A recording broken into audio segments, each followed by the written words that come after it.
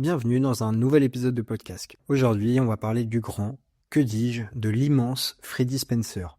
Alors que vous soyez en CBX 750F ou en CX 650 Turbo, veillez à vous, installez-vous tranquillement pour suivre cet épisode de podcast. Ça fait longtemps qu'on n'a pas fait un épisode sur un Moto Heroes, n'est-ce pas? Alors, on ne perd pas plus de temps et on va tout de suite commencer. Freddie Spencer, surnommé Fast Freddy, voit le jour le 20 décembre 61 à Shreveport, en Louisiane. Et dès son plus jeune âge, il baigne dans le monde de la moto. Son père, grand passionné, lui offre sa première mini-moto à 4 ans. C'est bon pour vous? Et Freddy, il commence déjà à cet âge-là à l'emmener sur circuit. Enfin, c'est plutôt son père qui emmène Freddy emmener la moto sur circuit, mais vous m'avez compris. Son talent naturel explose rapidement sur les compétitions locales de dirt track, une discipline où il développe une maîtrise impressionnante et des glissements hyper contrôlés. Cette capacité à jouer avec l'adhérence deviendra l'une de ses signatures en course. En 78, alors qu'il n'a que 16 ans, il attire déjà l'attention en remportant plusieurs courses sur circuit.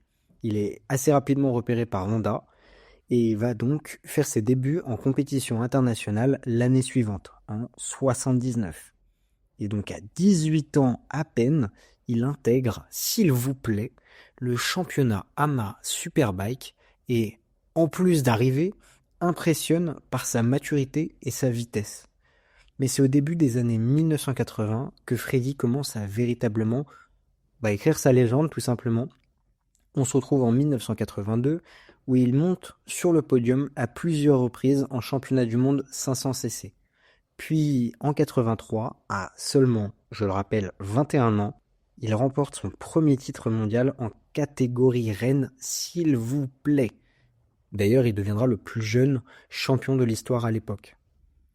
Alors oui, l'histoire est déjà belle, mais on peut pas encore le considérer comme un Moto Heroes, faut pas déconner quand même. Il y a de la sélection quand même pour être Moto Heroes. Freddie Spencer est surtout connu pour sa saison en 85.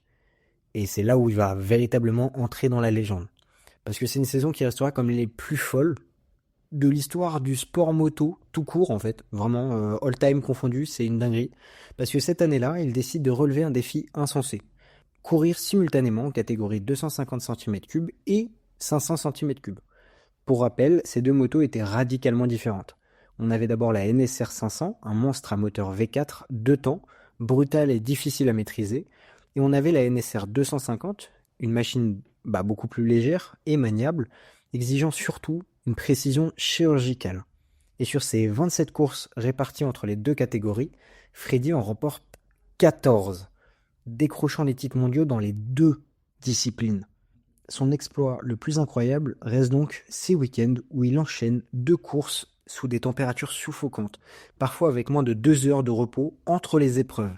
Cette double couronne reste unique dans l'histoire de la MotoGP, et elle témoigne non seulement de son talent, mais aussi de son endurance physique. Enfin, vous imaginez la fatigue après de la journée, vous avez fait 2 courses différentes, sans même avoir vraiment le temps de vous reposer entre les 2 courses, et 2 courses qui sont objectivement radicalement différentes.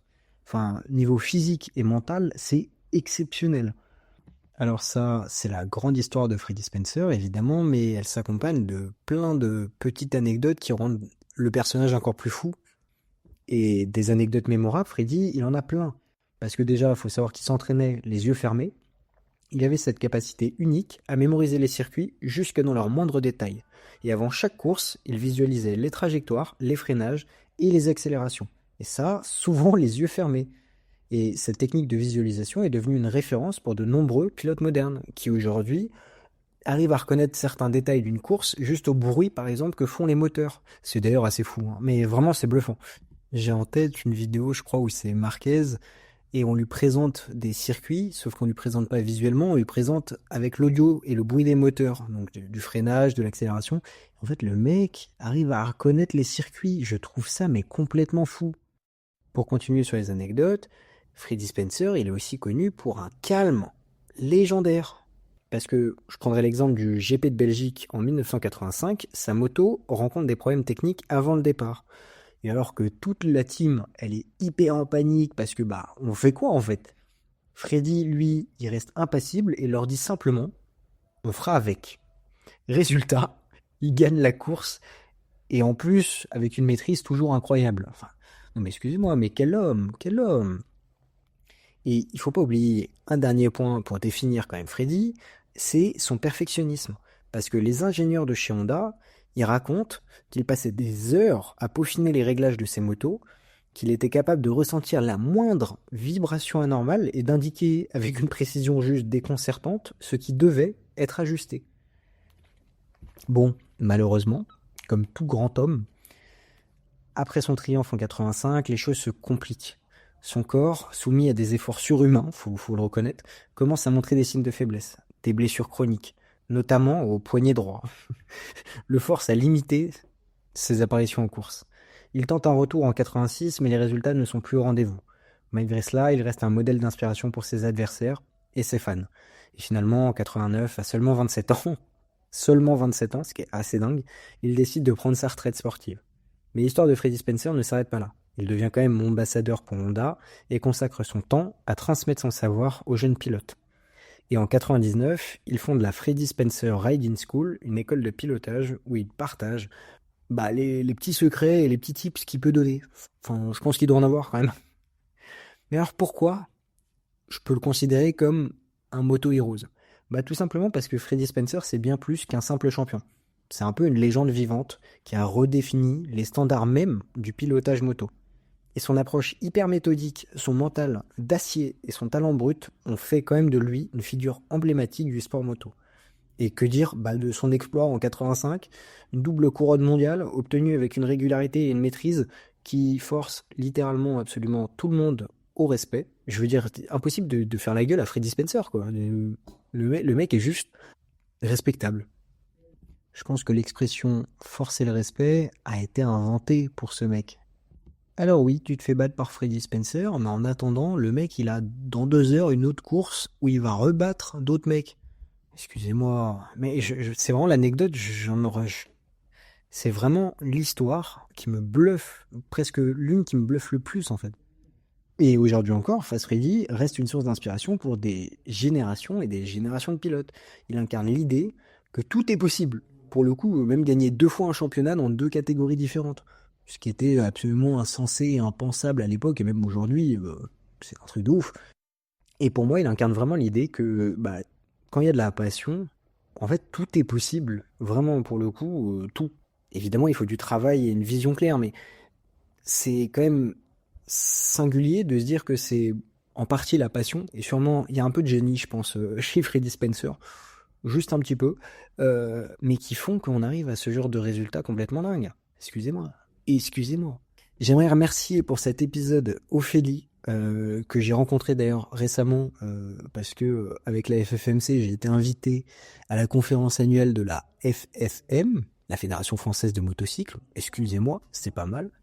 Et je l'ai rencontré là-bas. C'est une super personne qui a un podcast sur la moto, comme moi, mais elle, plus dans le MotoGP et dans toutes les courses moto en général.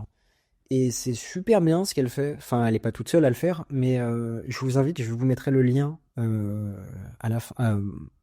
Je vous mettrai le lien en description. C'est très très cool ce qu'ils font. Et si le MotoGP vous intéresse, et même l'actu des sports moto vous intéresse, c'est un peu le podcast à suivre. Parce qu'on sent vraiment une passion chez eux et c'est déjà hyper intéressant. Même si moi je suis pas, pour le coup, je suis passionné de moto évidemment, mais je suis pas passionné par les sports mécaniques. Même si j'apprécie évidemment. Je suis pas un fanat de MotoGP par exemple. Je vais pas le regarder assidûment.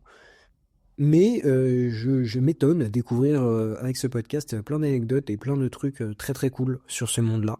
Donc si tu écoutes ça, Ophélie, vais à toi, hein.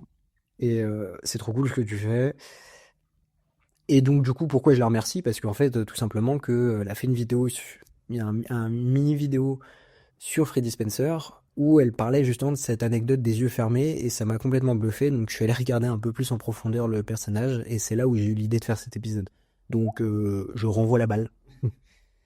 Merci beaucoup d'avoir suivi cet épisode de podcast, j'espère profondément qu'il vous aura plu. N'hésitez pas à vous abonner et à partager l'émission si elle vous plaît et sinon de faire part de vos critiques ou même de sujets dont vous aimeriez que je traite.